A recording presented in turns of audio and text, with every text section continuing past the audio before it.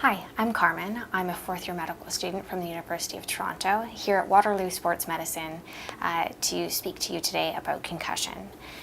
This video is a resource guide for primary care practitioners and how to navigate the crazy amount of resources online to help you efficiently and effectively take care of your concussed patients.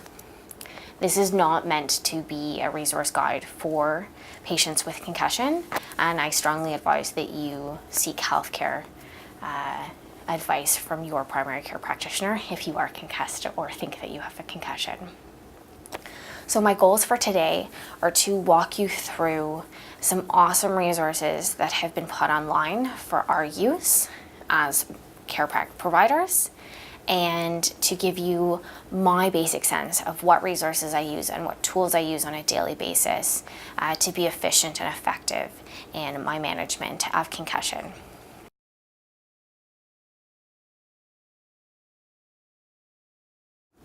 So to jump right in, I'm on the Parachute Canada website, which is a Canadian-based website.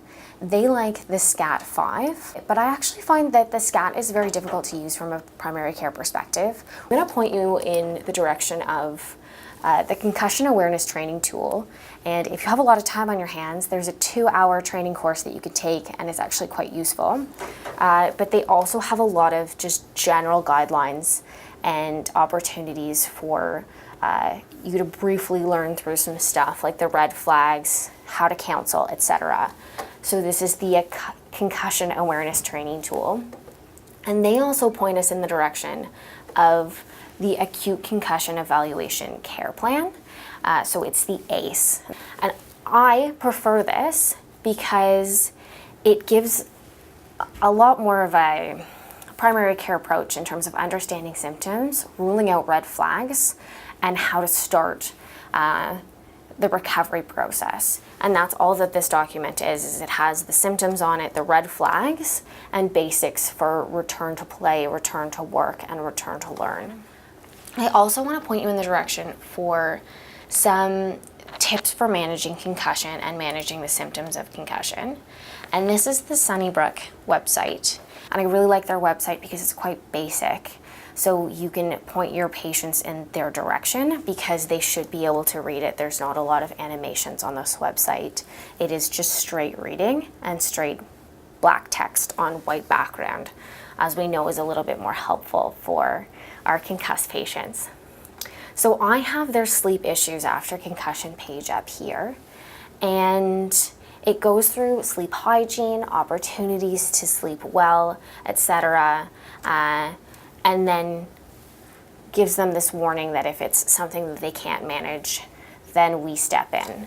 And they have this for all of the other symptoms of concussion, including resting, headache, dizziness, tinnitus, you name it. So then when it comes to our management and what we can do about it, I like the Ontario Neurotrauma Foundation website for this. So again, for example, I'm on sleep-wake disturbance as the issue, and there's the assessment, non-pharmacologic, which is the sleep hygiene, etc., that Sunnybrook was talking about, and then options that we can use from a pharmacologic perspective for this issue for concussion. And again, their website goes through all of the symptoms of concussion and things that we can do as practitioners to help our patients along with these symptoms. And lastly, something that might be a little bit more applicable for our younger patients are YouTube videos, which are quite helpful.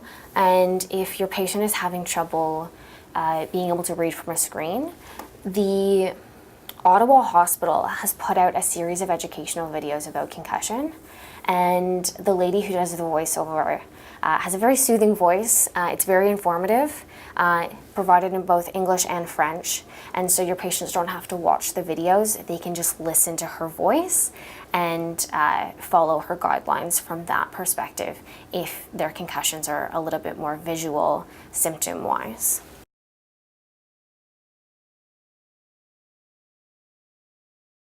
So in terms of useful return to school and return to sport resources.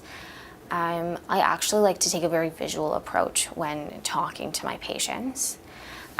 So I like the guidelines that show this staircase, a step ladder of progression. Now, just as a reminder, and I remind my athletes of this as well, that they are often student athletes. The student comes first and school comes first. So you complete all 6 stages of return to learn before you begin return to sport. Obviously, those things change a little bit with prolonged concussion, but this is acute management. So that's what I'll be talking about here today. Again, this guideline is very helpful. It shows you what you can and cannot do in stage 1. So no schoolwork, no sports, no driving, etc.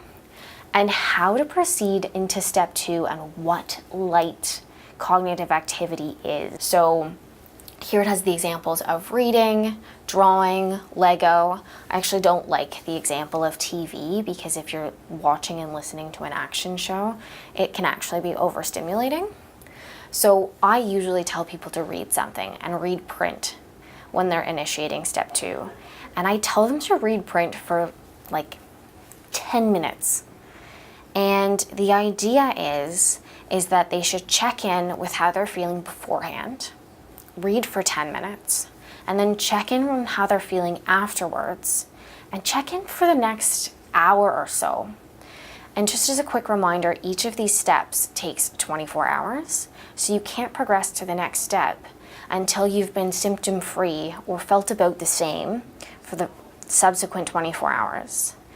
So if I read for 10 minutes and then I get a headache 45 minutes later, I have not passed step 2. I'm stuck on step 2, and I actually should probably go back to step 1 because that massive headache or a symptom exacerbation is actually your brain telling you that it's not okay, it hasn't recovered, that was too much and too soon. It's the same thing as a knee blowing up with an effusion or being very sore. It's your brain saying, take a step back. So that's also what I tell my patients. It takes a while to counsel that through, but that's what I say to them. So that's step 2, and I continue to progress through step 2 with people. If they say, well, 10 minutes was super easy, I'm fine, then you can work up to 20 minutes, half an hour with that long break afterwards to see how they're feeling. So when they're able to do 1 to 2 hours of a focused task, that's here in that second half of stage 2, where you end up making the task a little bit more focused on their vocation or on school-related activities. So instead of just reading at home, doing English or math homework, instead of just reading for pleasure, doing some taxes or something that is vocationally related. And when someone can do that without getting symptoms for the subsequent 24 hours, they can return to a part day of work or school. And that is step 3. Note here again, it says no physical activity, so they're not participating in gym class. They're not going running around at recess. This is a part day of school with accommodations, including quiet times, option for extra breaks, and learning accommodations.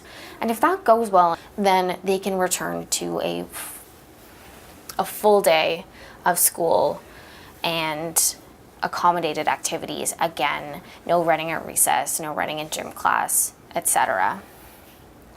And that's steps 4 and 5, that full day of school. And in those stages, into steps 5 and 6, we're working at decreasing those accommodations and increasing tolerance of a regular school day.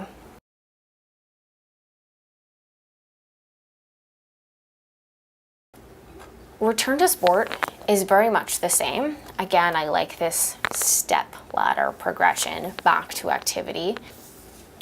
So technically speaking, your patient should have been in step 1 or stage 1 the entire way through return to learn. And so they should be very readily able to start at stage 2 if they haven't already. So typically this light aerobic exercise is walking to and from school or something similar. And I progress through step 2 also through a dual approach. So using that low impact as stage 2A, and then I use a stage 2B where I have them running or cycling with higher intensity and see if they're okay.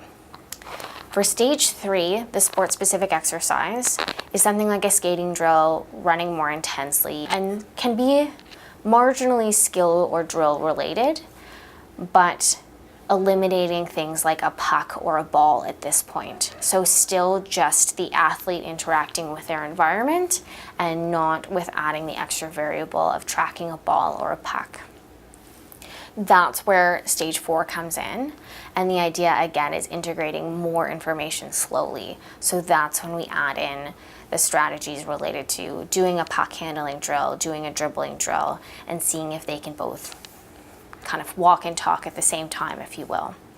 And stage 5 is moving into full contact. If the athlete is not a full contact athlete, this is where there's some variability. But if there's something like a tumbling athlete, or say they're a diver, that's where you enter into the head impact options. And stage 6 is full return to sport. As a reminder, between each of these stages, there needs to be 24 hours. So if you have an athlete that plays and practices every day, they can technically get through this in a week. However, if they don't, we're not allowed to jump ahead to step 6. It doesn't work that way. I know it's unfair that there's more than 24 hours between these 2 steps, but we have to progress in this way to keep you safe.